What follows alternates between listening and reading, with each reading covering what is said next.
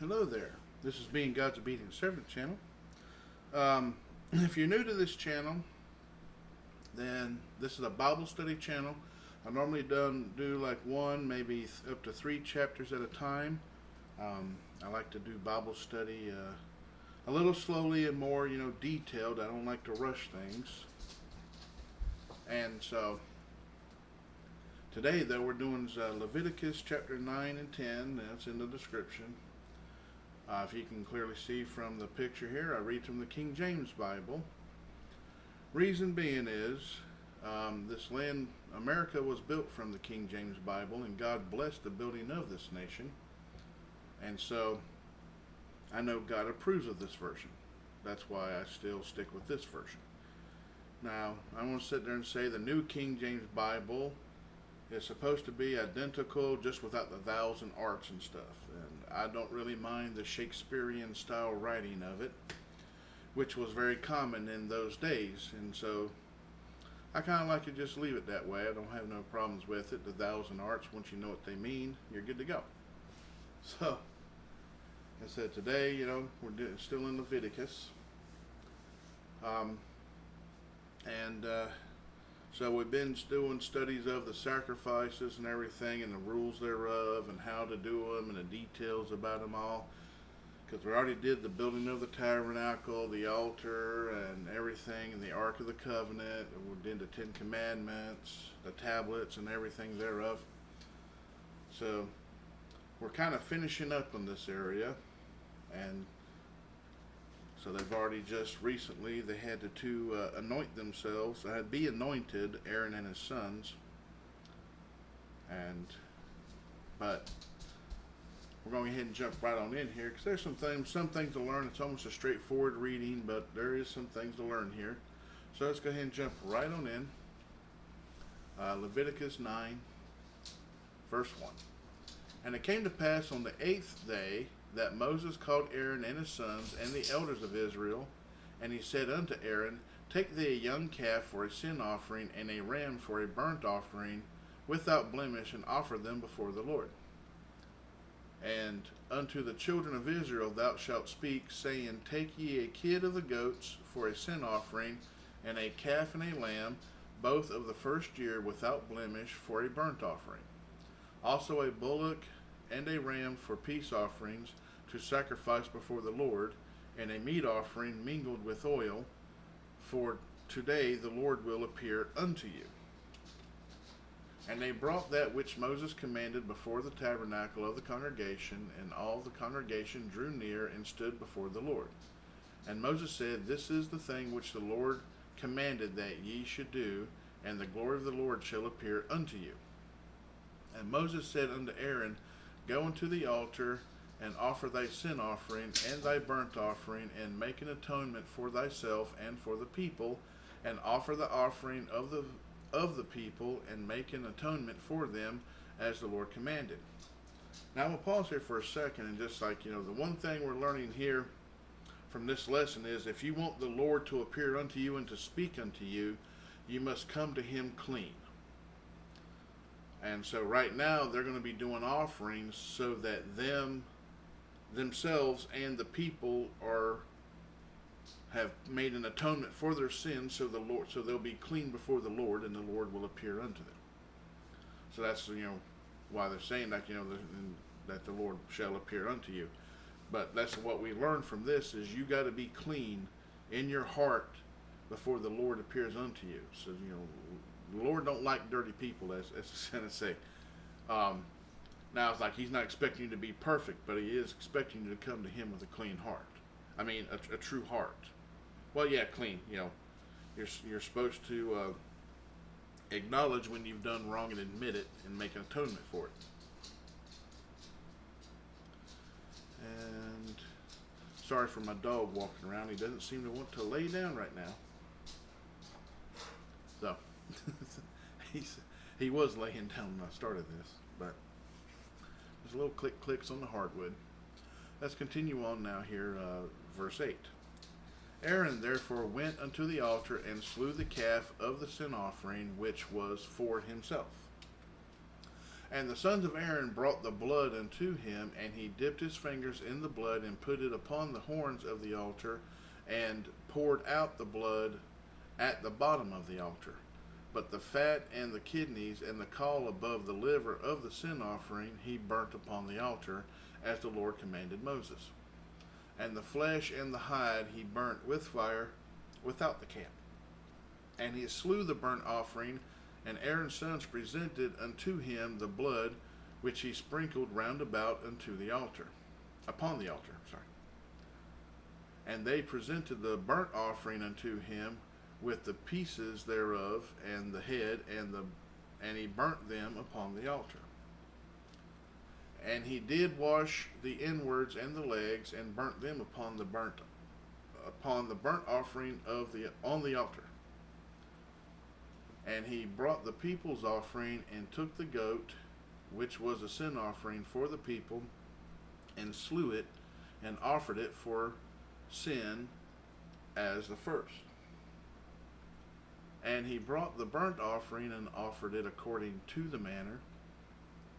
And he brought the meat offering, and took an handful thereof, and burnt it upon the altar beside the burnt sacrifice of the morning. He slew also the bullock and the ram for a sacrifice of peace offerings, which was for the people.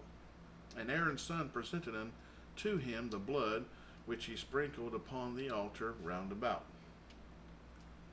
And the fat of the bullock and of the ram, the rump, and that which covereth the inwards, and the kidneys, and the caul above the liver. And they put the fat upon the breasts, and he burnt the fat upon the altar, and the breast and the right shoulder Aaron waved for a wave offering before the Lord, as Moses commanded. And Aaron lifted up his hand toward the people, and blessed them, and came down from offering of the sin offering, and the burnt offering, and peace offerings. And Moses and Aaron went into the tabernacle of the congregation, and came out, and blessed the people, and the glory of the Lord appeared unto all the people. And there came a fire out from before the Lord, and consumed upon the altar the burnt offering and the fat, which when all the people saw, they shouted and fell on their faces. Chapter 10. And Nadab and Abihu, the sons of Aaron, took either of them his censer, and put fire therein, and put incense thereon, and offered strange fire before the Lord, which he commanded them not. Now, here's the part that's a lot of people don't really like about this, but, well, let's continue on, and I'll give you the lesson for this. And there went out fire from the Lord, and devoured them, and they died before the Lord. Then Moses said unto Aaron, This is it that the Lord spake, saying, I will be sanctified in them that come nigh me, and before all the people I will be glorified. And Aaron held his peace. Now see, Aaron had every reason to be mad at God, but his sons disobeyed God. Disobeyed the rules and everything else, because the sacrifice is not something to be taken lightly. There's procedures for it. And if you failed those procedures, then there was a heavy penalty, which they paid the price thereon. And so, Aaron definitely didn't like what happened, but he did hold his peace. He didn't get mad or anything. Well, we're going to continue on here. It talks more about this. So verse 4. And Moses called Mishael and Elzaphan, the sons of Uzziel, the uncle of Aaron, and said unto them, Come near, carry your brethren from before the sanctuary out of the camp. So they went near, and carried them in their coats out of the camp, as Moses had said. And Moses said unto Aaron, and unto Eleazar, and unto Ithamar his sons, Uncover not your heads, neither rend your clothes, lest ye die. Now see, Aaron has two more sons, so that's who he's talking to right now. And lest wrath come upon all the people, but let your brethren, the whole house of Israel bewail the burning which the Lord hath kindled. So, upon this, they did wrong and was punished for it by God. And when that happens, they're saying that, you can't do grief or anything else because they did wrong to God and God chose this. And so normally you rend your clothes and you go into mourning and all this other stuff and everything else from something that happened that was, unintentional or from war or this, that, and the other. But when somebody, this is the teaching of us today, like especially with this whole BLM stuff and criminals doing bad and being killed by the cops for it and stuff like that. When people are killed for doing wrong, it's not supposed to make you grieve. It's supposed to be, well, you were warned and you disobeyed, and there's a punishment when that happens. Now, as I said, most of I ain't gonna sit there and say about if someone's right in killing a criminal, blah blah blah, if they're unarmed. I ain't gonna get into all that because majority of the time, every time you do research that, it's normally the cops are being attacked by the person, whether they're armed or unarmed. It doesn't matter if you're trying to take the cops' firearm or weapons. That's still threatening their lives and threatening other people's lives. So as I said, there's many reasons why you're able to use deadly force to defend yourself. Cops have those rights as well to defend themselves with the use of deadly force, and you have those rights as well for certain circumstances and stuff of that nature. If somebody's trying to take your firearm from you, just like with Kyle Rittenhouse, one was trying to take his firearm from him and got shot and killed for it, and it was found justified. So, as I said, it's that's what's kind of going on here. It's like, the rules of God still apply. So it said, if you don't want to die as well, you have to keep doing as God commands. Because God, it says, like I say before to many people, God says it this way. It's His way or the highway. There is no in between. And that's just the way it is. God is a just God, but also He is a jealous God. He will not, He doesn't, thou shalt not have nothing else before God. And that's just how it is. So, let's continue on here in verse 7. And ye shall not go out from the door of the tabernacle of the congregation, lest ye die. For the anointing oil of the Lord is upon you, and they did according to the word of Moses. And the Lord spake unto Aaron, saying,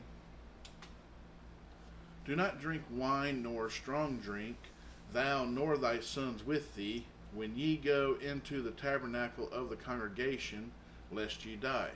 It shall be a statute forever throughout your generations. And that ye may put difference between holy and unholy, and between unclean and clean. So here's the first part of this saying, about, there's people are different. If you choose to be unholy and you're a holy person, as the Bible teaches us, and God says, if you want to be at peace, you must be with like-minded. Now, between, the Israelites, God had this thing where with them that they had to, only clean things could be a part of them, unclean things couldn't be. And that's the way God wanted it for them, so they were to obey. Whether it made sense or not was irrelevant. God has rules, and we're supposed to obey them. Whether we may not see the need in them, but that's the way God wants us to do things. And when we start seeing things through the eyes of the Lord more, then we start understanding it more. But yeah, if you want to have your home holy, you can't have unholy people in it. You can help unholy people, but that does not mean that you let them inside your ranks to pervert you, or to start degrading anything, or start bringing perverted stuff into, or whatever. There's many reasons why you don't let unholy people inside your ranks, because it's just going to destroy your society or your home, or your family or whatever, because it's going to bring its deception with it. And that's what unholy is people deceived by Satan, and they follow Satan instead of following God, so that makes them unholy, and it makes their acts unholy. Even Jesus says, you can go to them and, share the gospel with them and pray for them and help them. In a sense, you don't help them sin, but like if they need help changing a tire or something like that, you can help them, whatever. Show them kindness, hopefully to lead them to God. It says, but once again, you don't let them inside your ranks. And it's kind of like the same thing, like, you don't let the enemy inside the gates of the city, or like, the Trojan horse with Troy and everything else. They snuck in, they came in inside the Trojan horse, then they destroyed the city from within because they got inside the gates. There's many reasons, there's many teachings about this and the reasons why. Let's continue on, verse 11.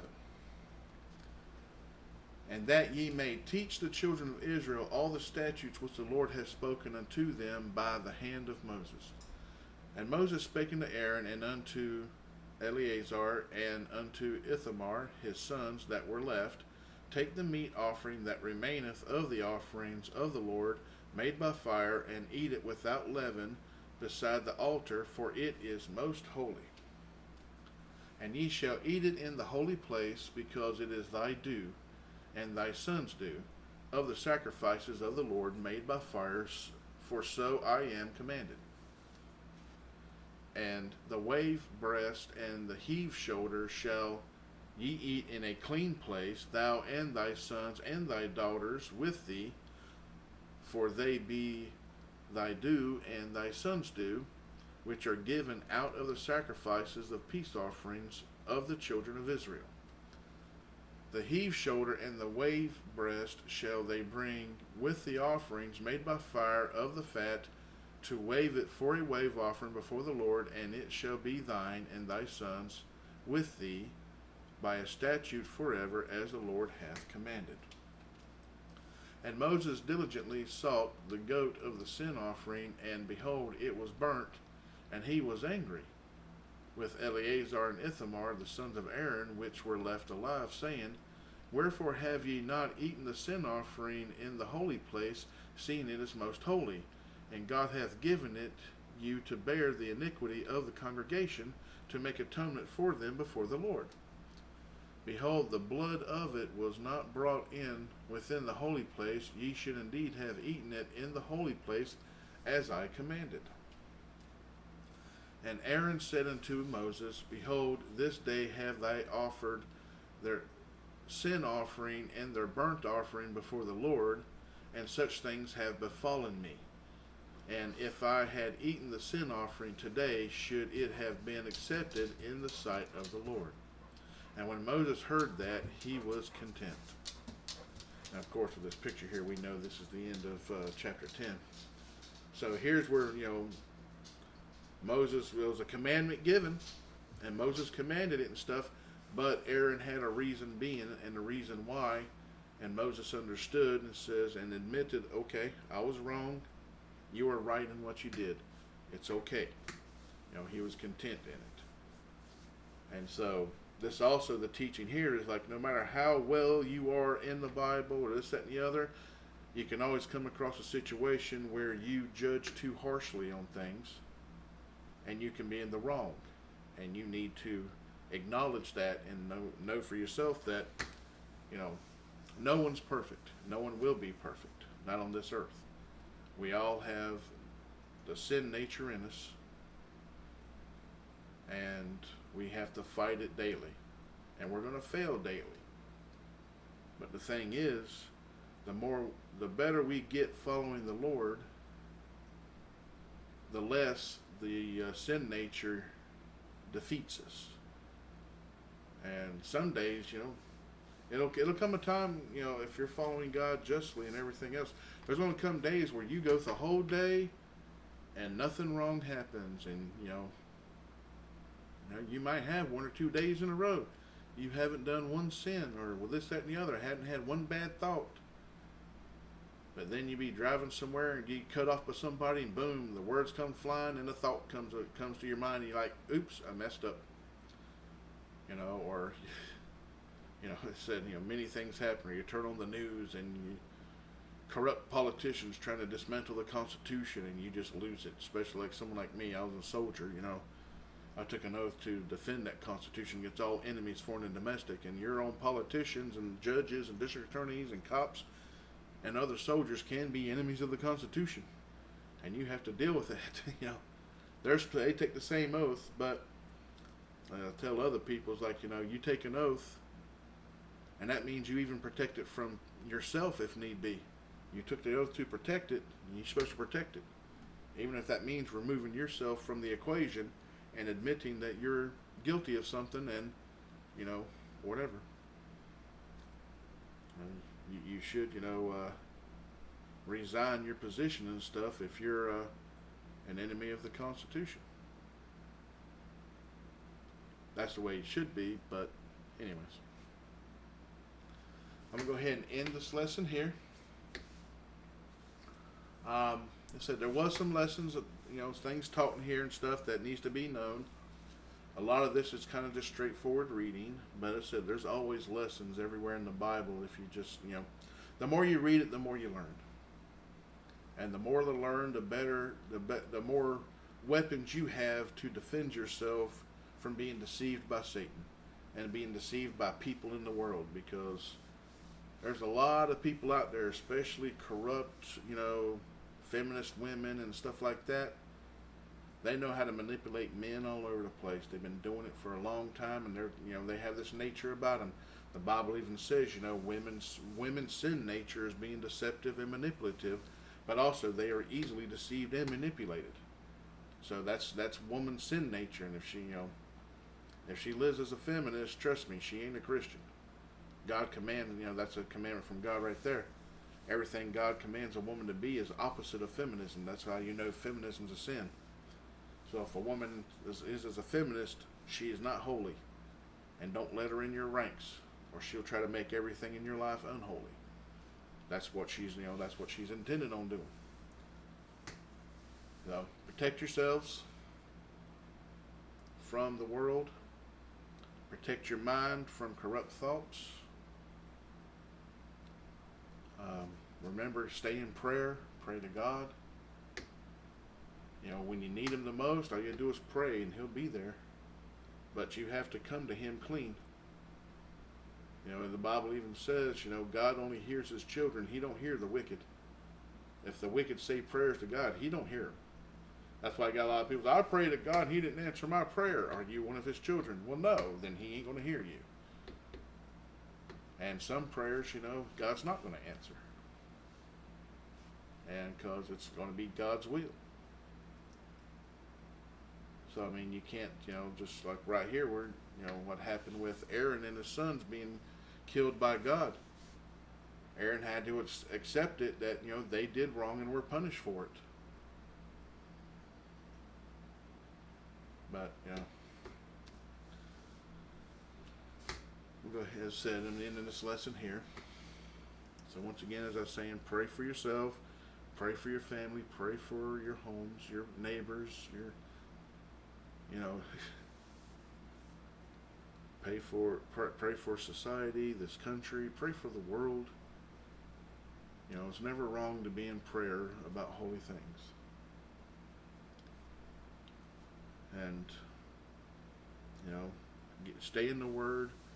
If you're having a hard time in life or whatever, and the world, the day's really got you, and the world's really beat you up that day, start reading the Bible. You'll be surprised at how God will start speaking to you and help lift all those problems off of you. And you'll be able to smile again. The main thing that us Christians know is where we're going at the end of all this. And we ain't worried about it no more. If we die late, if we die early, we know where we're going. This current world's not our home. As the Bible says, you're just passing through. And as long as you know that you're part of the members only club, that you know without a shadow of a doubt that you're in, you're good to go, and you know it. That's where when God says that He's going to bring you peace, and that's it. Because so my needs will be met. Maybe not my earthly wants, but my needs will be met. You'll have food. It may not be the best food. It may be the dollar menu. It may be whatever. Yeah. It may just be ramen noodles someday. It's like, hey, it's good enough.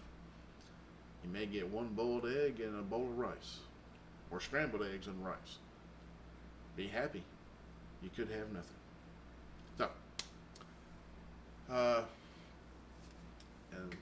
until next time, God bless. Good night and goodbye.